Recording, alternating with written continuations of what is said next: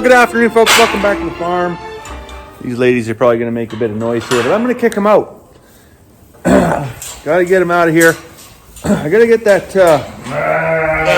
submersible water heater that I got from Uncle Wiener's. Got to get it put in there. Trade the big one out. Okay, girls, let's go. Still nobody has lambed yet.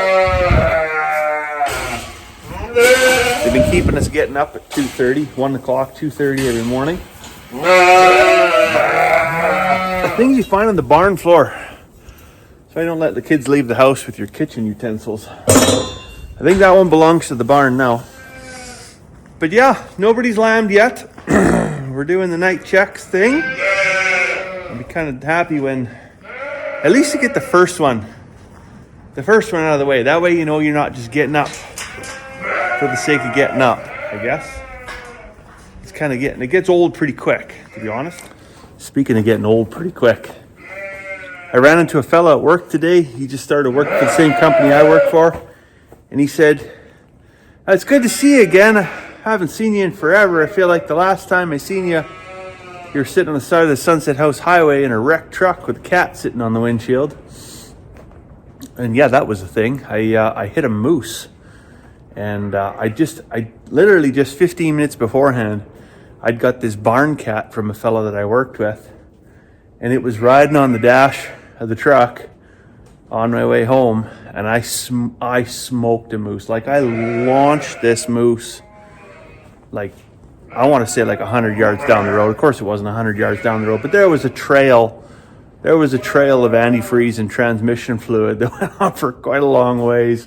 And then the moose was still further ahead of us. And this cat never moved. It just sat there, like just claws dug right into the top of the dash.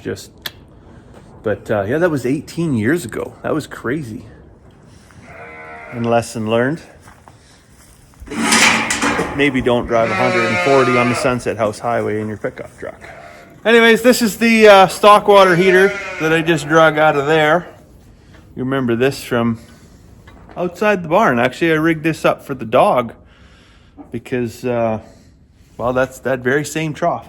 I figured if the dog drank it down enough, the heating element might burn a hole in the bottom of that water trough. That seemed undesirable, so I just haywired it to the bottom of an old, I can't remember if this is an oven rack or a fridge shelf or what it was, but anyways, it works pretty good for that. But I got to thinking, like, we've got tons of these, well, we've had tons of these floating water heaters. So for the folks that run whether it's a floating or a submersible stock water heater, what's the real advantage of the floating kind versus the submersible kind? Because I'm trying to, like, logically, I'm trying to think in my head, like, what is it? Like, is there some of the ones that, like, the lower wattage ones where it might still freeze over on the top? And so the floating ones stay on the surface when it's 40 below and stop the surface from freezing? Is that what it is? Or just why, like, what's the difference between the two? Because when I tie it to the oven rack like that, it just sinks to the bottom. And it just kind of, like, eliminates the float completely. I'm just curious what your experience has been. So this here is a submersible de-icer that I picked up. I picked it up yesterday, actually, from Uncle Wiener's.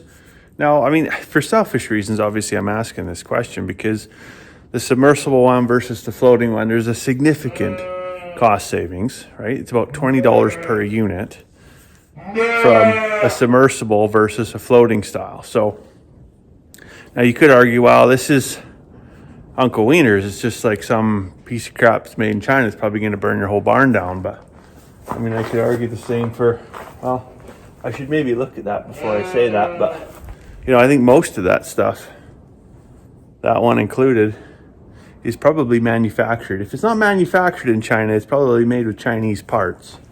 Anyways, we'll get this bad boy plugged in here and see how it does. It's supposed to be -10 tonight. It did make the lights dim a little bit there when I plugged it in, but not nearly as bad as that big honking fella right there. Well, it's getting on to be 11 o'clock at night here now. I just come in from the shop. And look at that. Triplets. Opening the season with triplets. We're gonna call that a win. Who is that anyways? We were taking bets on who this was gonna be. Is that Penelope? Penelope for the win. I don't know if anybody had a bet on Penelope. She was maybe the one everybody was hedging. But so I'm gonna gather up them little lammy lambs. I'm gonna put them in a pen over here. Get them all tucked up nice and warm, bedded in, a little bit of food, bucket of water. Be right uptown.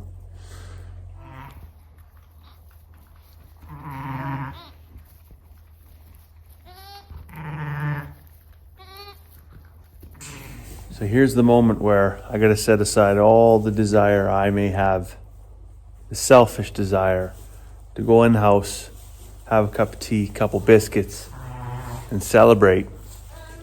I gotta sit out here and I'm gonna make sure everybody's up, everybody's sucked, and everybody's warm and licked dry before I go outside. It's gonna be -10 tonight, so not terribly cold. The barn's all closed in, everybody's got straw, but nevertheless, like, it can still get pretty cold in here, even though they're out of the wind. So I want to make sure everybody's licked dry, had a good drink. Nobody's going to die of hypothermia or starvation on their first night in camp. We got one in there looking. These two by the gate here, they're just chasing each other's ears. Oh yeah, look at that. Almost. You'll see the latch. And then you'll see the tail waggle happen.